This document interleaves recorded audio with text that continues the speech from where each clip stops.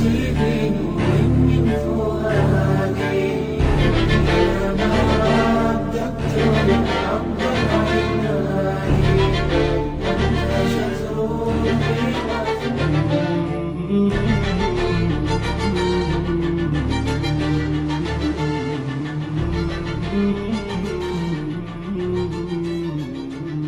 مولاي صل وسلم دائما أبدا على حبيبك خير الخلق كلهم مولاي صل وسلم دائما أبدا على حبيبك خير الخلق كلهم محمد سيد.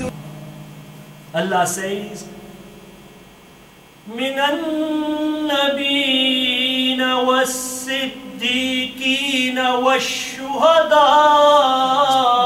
والصالحين وحسن أولئك رفيقا.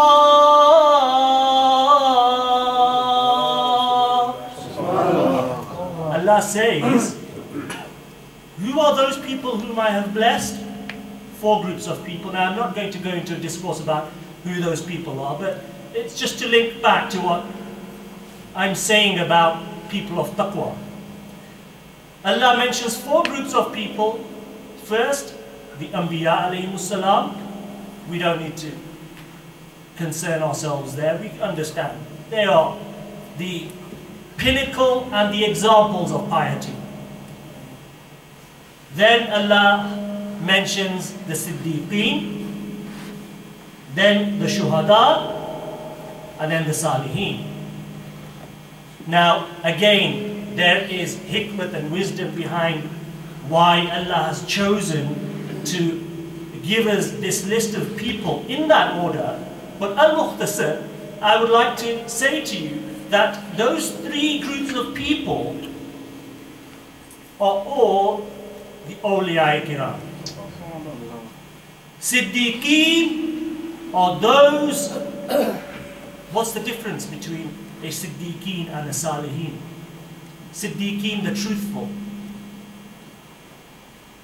Or why is a Siddiqeen, the truthful, placed in rank above the Shaheed? You know, Allah says about the Shaheed, don't call him dead. Don't you dare call him dead, for you do not understand his life.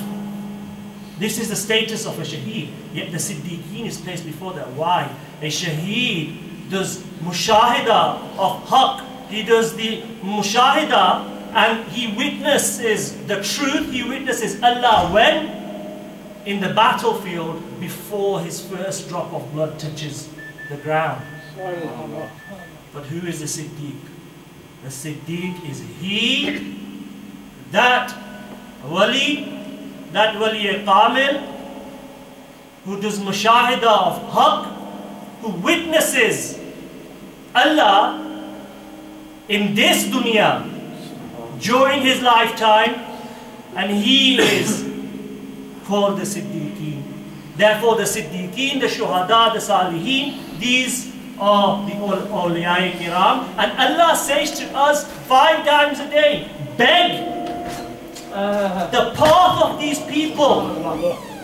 If you want istiqamah, if you want hidayah, if you want to be close to me, you know, Maulana Jalaluddin Rumi rahmatullah alayhi says that if you want to know Allah, sit with the men of Allah.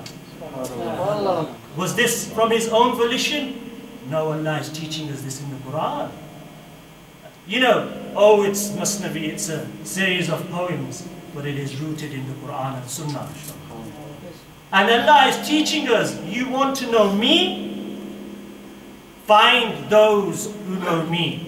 Therefore, in this ayat of the Quran, that Allah says, so that you fasting has been prescribed for you. Why?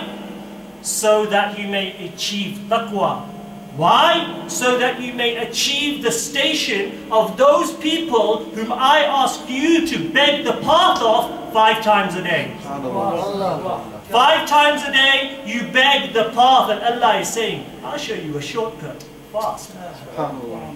You know, you don't need to do your tasbih, you don't need to do your wazaif, you don't need to do all of these things. Allah says, achieve taqwa and achieve the station of those people that I have said to ask for in your salah 5 times a day. Now, there's many hadiths which talk about the benefits of fasting in Ramadan. But one particular hadith of the Prophet ﷺ, the Prophet ﷺ says that fasting, Sawm is sabr, patience, and sabr is Jannah. Therefore, sabr, patience, is being highlighted that what do we gain from fasting? We gain patience. And again, I'm not going into the science of this. We all understand why we gain patience, because we need to be patient with our food, about abstaining from those activities which in the normal course of our lives and Shariat is halal, they become haram for us during fasting. Therefore, this is patience, and we are exercising patience. But what is the importance of patience?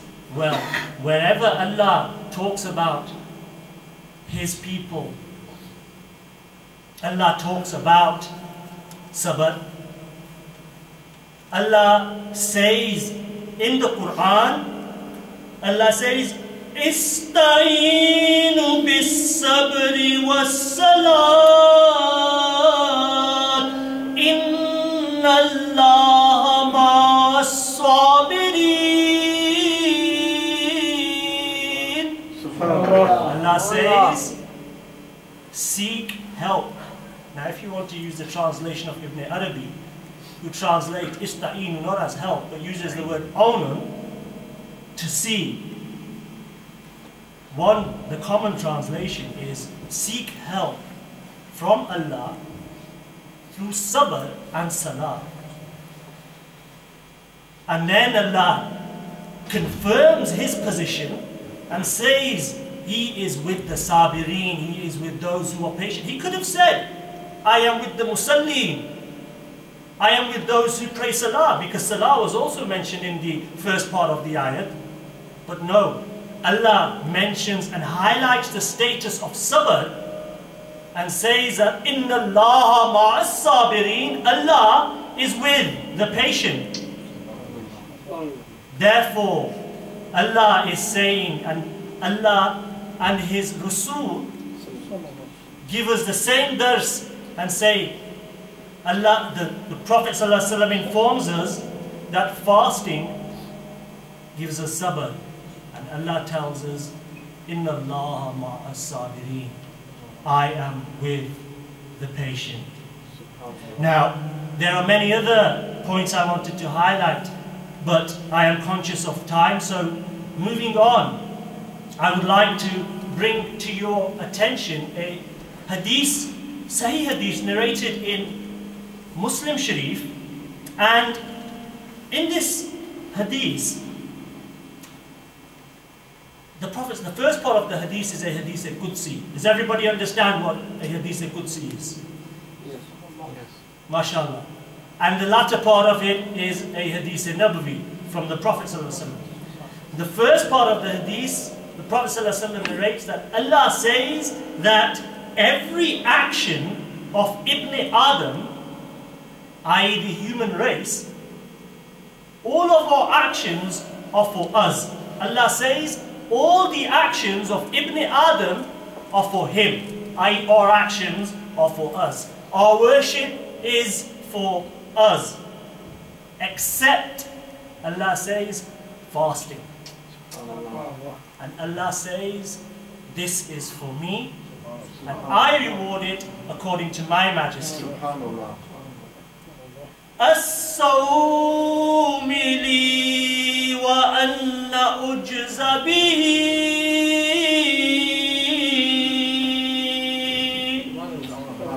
Allah says, now Allah is teaching us a very intricate tool here, and I'll explain it to you in a minute. And then the hadith goes on that fasting, sawm, is a shield.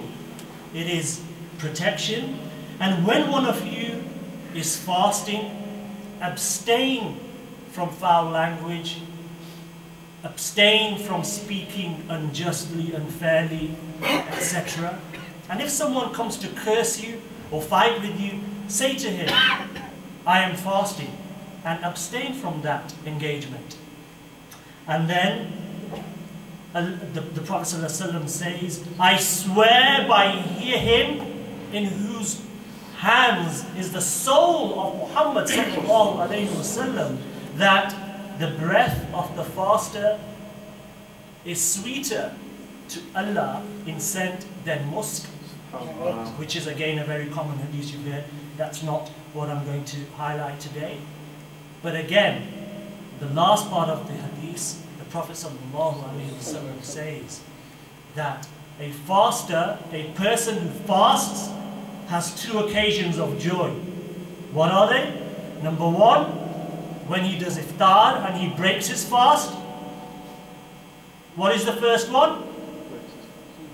When he breaks his fast at iftar. And the second, subhanallah, the Prophet ﷺ says, when he meets his Lord and he rejoices in his fast. When he meets his Lord and rejoices in his fast, subhanallah. And I'll explain a little bit about what Hazrat Ibn Arabi Shaykh al-Akbar Rahmatullah alayhi has to say about this. But first of all,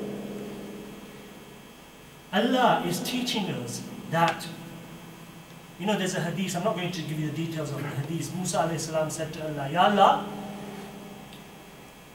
what is it that I do for you that you like? Is it my salah? Allah said, no, that's for you. He said, okay, is it my tasbih? He said, no, that is it my ilm, is it this? And Musa asked and carried on asking. And then he said, Ya Allah, everything I've mentioned, you said isn't for you, it's for me. Then you tell me what is for you. And Allah subhanahu wa ta'ala said, fasting, siyam, so that is for me. Why did Allah choose fasting and give it fazilat over all other acts of worship in His bargah? Why? And there's a very simple answer. It's not complicated. There is no ri'ah. There is no showing off. Why? Because the only person that knows the true state of he who is fasting is the person who is fasting and his Lord. You know, you can pretend you're fasting to the world. You can go in your car and have a bag of crisps or your Chewits or whatever it is you like. But ultimately, you can fool the dunya, you cannot fool Allah. And those who may conduct themselves in this manner understand that I may be able to fool the world, but I cannot fool Allah.